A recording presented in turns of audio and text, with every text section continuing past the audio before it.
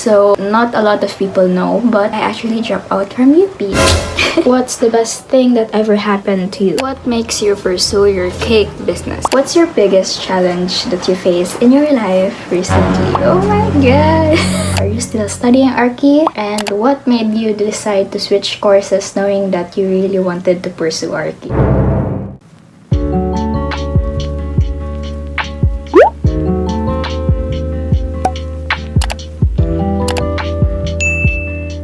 Hey guys, it's really go with 2 L's and welcome back to my YouTube channel. And for today's video, we're doing something different. For today's video, we're going to do a live update Q&A. The past few days, I posted this on my stories asking some people to ask me some questions. But anyways, without further ado, let's get on to the video. First question, nagkaon na kami ga? In translation, did I eat already? And honestly, I didn't yet. Oh my gosh. It's already 1:50 p.m. and I haven't eaten my lunch yet. Next, what type of clothing style are you into these days, my loves? Thank you, my loves, for the question. It's summer right now, so I'm very into sleeveless tops and then wearing a blazer over it or an oversized jackets. Who would be your ideal partner? Who good? Hindi pwede what? Kasi kung who, I should name a person. Well, maybe Daniel Padilla. Oh my gosh. But anyways, if what yung question, like what's my ideal partner, I actually don't know. I don't have a specific thing. It truly depends. I just want someone that I feel comfortable with and also makes me more confident. Next, mental health update. Ooh.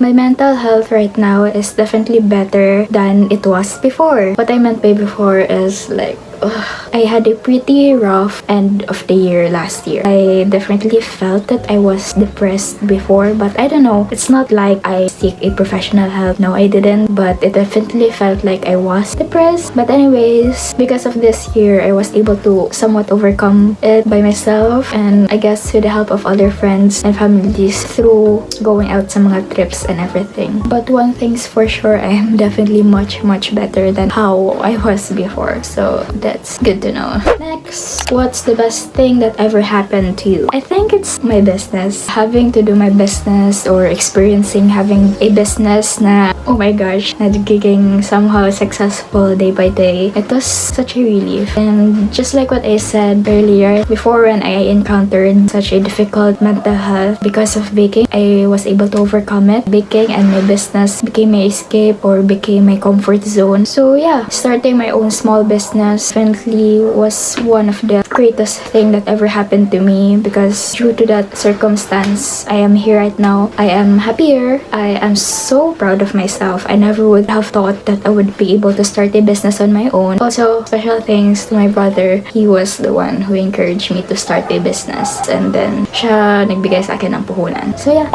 thank you, brother.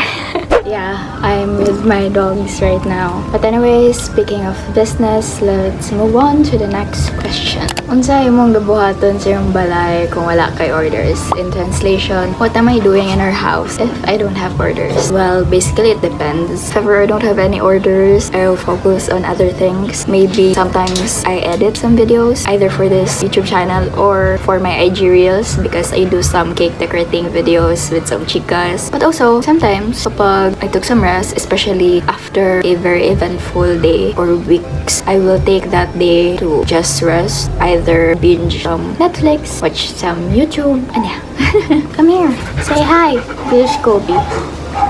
Anyways, next, medyo same sila. So I'll just read both. First is, where do you see Next and Snacks in 5 years? So proud sa mo, Next. Hey, thank you, Raz. Next is business goals plus how big do you plan your business to grow? Supporter here. Thanks, Lale. Anyways, same question. Where do I see myself in 5 years sa business ko? Hopefully, I have my own physical store na and most probably, I'll graduate college. So hopefully, hoping if in God's plan, I still have my business. I'm still running it. Still don't have that very detailed plan. Basta, yung gusto ko is to pursue my business. Next is, what's your dream career in life? Hindi ko obvious. It's more likely a CEO. Pero pwede din pastry chef. Hindi ko siya masabing first dream career ko talaga is pastry chef because it's different. But overall, gusto kong mag-own ng business. Gusto ko lumaki yung business ko. Tignan natin, hopefully, in God's grace. What makes you pursue your cake business? Well, long story short, I've been baking since I was a kid, since I was 10 years old. And then, last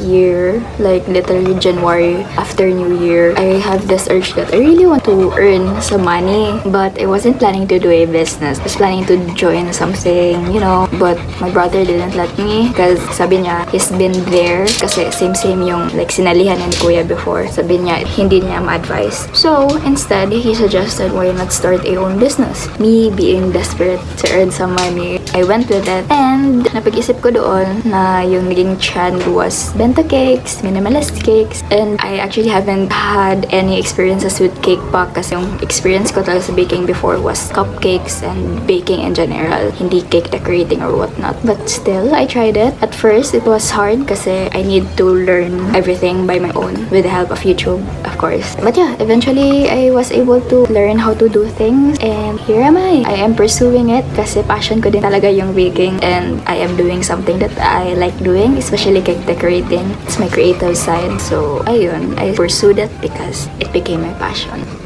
Next question. What are your advices or messages to people who are planning to start their business? I really couldn't tell that much because I'm still new to this. I have owned this business for more than a year pa. But anyways, advices. Do you know what? Share ko lang. So, medyo nag-viral kasi yung mga IG reels ko. Got a lot of views, thousands of views. And there's also a one vid na naging 1 million views. Oh my gosh, it's so like surreal. And yeah, because of my success at Instagram reels, there are a ton of people, both bakers and non-bakers, asking me for advice on how to become a better baker or advice on how to start a business. Whenever I receive that messages, I am kind of feeling overwhelmed, not gonna lie, kasi, oh my gosh, really? You're asking it from me? I used to be the one who's asking people that are better than me. Ayun, meron na nag-ask akin. So yeah, it's quite overwhelming. However, I still try my best to answer those questions. And isa sa mga na-answer ko is to keep trying, and if hilig mo talaga yung baking, so just go with it. If you have that one reason na gusto mo ipagpatuloy yung business mo, then stick to that reason. Starting a business is never easy. You're on your own mostly. So, you need to have that courage na magagawa mo lahat yung mga challenges na ma-encounter mo. Kung gusto mo, magagawa niya ng paraan. Just keep on trying. Don't give up if you really think that it is for you. Oh my gosh, it's raining, so I hope you can still hear me. What's your biggest challenge that you faced in your life recently? Oh my god! So, the main purpose why I filmed this video is to tackle this portion as a video na ito. As what I've mentioned earlier, yung about sa mental health ko, ayun. Not only that, part of the reason why I had those breakdowns because about school. So, not a lot of people know, but I actually dropped out from UP. And that was definitely one of the hardest decisions that I ever had to make in my life. Explanation, wait lang. So related ang next two questions. They are the same context, but I'll still read the two questions. First one is, are you still studying Archi? And what made you decide to switch courses knowing that you really wanted to pursue Archi? So yes, I'm not an Archi student anymore. However, second question, why did I decide to switch courses when I knew that I wanted to pursue Archi? Actually, I don't want to. So, long story short, before when I was still in junior high, I'm gonna say it, I'm a multi-talented person. I am good at a lot of things. So, whenever you have that skill, it's hard to choose on what career path you will take. Nung mga first part ng junior high school, mga few years after I started baking, ang gusto ko talaga is pastry shop. However, I stopped baking mga grade 9 because naging busy na ako sa school because I am a very academic student. And then, that time, I have an interest sa interior designing. Yun na talaga yung gusto ko. Oh yes, to college, interior designer. Blah, blah, blah, blah, blah. And then, yung strand for senior high school na related to interior designing is actually arts and design. And whenever I talk about it to other people, they'll always be like, Really? Why not take STEM? You're more fit sa STEM kaysa sa AD. so me being confused as up until I was left with no choice but to went with the strand STEM because it is something I am good at daw. And then, I need to pick a course na related somehow sa STEM. Other people then said, mag-architect ka na lang because it's also related to interior design. so yan. I was convinced to just take architecture in college, blah blah blah blah blah blah. I listened more to other people's opinion than my own. Through the years sa senior high school, my non-stop feeling of not wanting to pursue architecture has been really inside me. Hindi siya nawawala. However, para kasing I was stuck with no choice because parang nangunguna sa isip ko is yung opinion ng ibang tao. Hindi ko talaga siya napag-isipan within the 2 years that I had sa senior high school. Plus, nag-pandemic pa guys, I wasn't able to experience at least how it is really like sa architecture life. So, naging limited talaga yung knowledge ko about architecture. But then, fast forward, I have applied to a lot of schools all around the Philippines and I am so grateful that I was able to pass most of the schools. But, yung problema lang talaga is most of the schools that I passed, yung course na nakalagay is architecture. Ever since I graduated senior high school, nagka-crisis na talaga ako guys. I have been writing on my journal na I'm not sure about taking up architecture. But the thought that I was able to pass a lot of schools, parang naging ika-proud ng other people from me na they're so proud of me dahil nakapasa ko dyan sa school. Parang naleft talaga ako with no choice but to took architecture. I really thought I'm going to figure out before the classes started, you know, but I didn't. And disclaimer though, I have no problems with UP. UP Mindanao was a great school. Our professors are amazing. The problem was within me. I didn't see myself pursuing architecture even in the future. And I have thought about the fact that if ever I'm going to pursue architecture for 5 years, I am so sure that I'm just going to waste my time because I'm not going to pursue it. So I ended up being super overwhelmed mga around November. It consumed me to the point that I cried every single day. I feel pain every single day. I didn't ask for help up until I talked about it through messenger sa cousins ko. Sila yung first ever na napagsabihan ko sa feelings ko. So yeah, what I thought about is I only have 2 choices. It's either to continue architecture and regret those 5 years in my life, or yung second choice ko is to quit it and to disappoint a lot of people and masayang yung mga opportunities that was given to me, including my scholarship. So yeah, I chose the latter one because I just had a feeling that I had to prioritize my mental health first before anything else. I'm so used to considering other people's opinions first before mine that I ended up in that situation. So at that moment, I chose myself. I chose to make myself feel better muna. It was traumatizing and also still kind of hard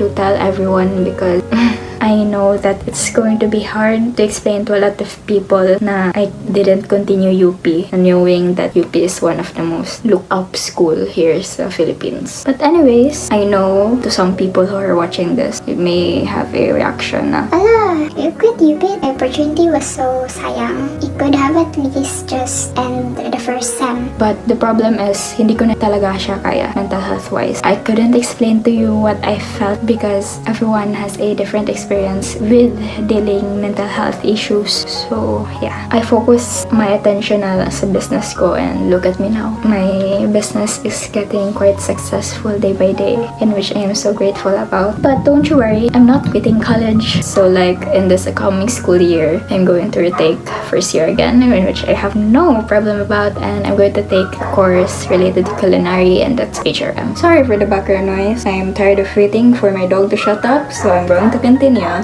So yeah, I hope you just respect my decisions. What's important to me right now is that I am better. So yeah, I may be late sa mga batches ko, but I really do not care. What's important is I am living my best life, I am happy, and I am taking care of myself. So second to the last question, your regrets. As much as possible, I don't have any regrets except for the fact that before I didn't focus on myself. I prioritized more other people's opinion than myself. I didn't listen to what I really wanted in life. But for sure, I know that everything has a reason. I'm sure that I needed to experience that situation last year so that I could be here right now and I could become a much stronger Nicole that I was before. And last question, Miga, kamusta ang life? Or in short, how am I? I'm doing great. I mean, I had a rough week recently, especially right now, because I was triggered. It totally threw me off. Anyways, at least it's unlike before.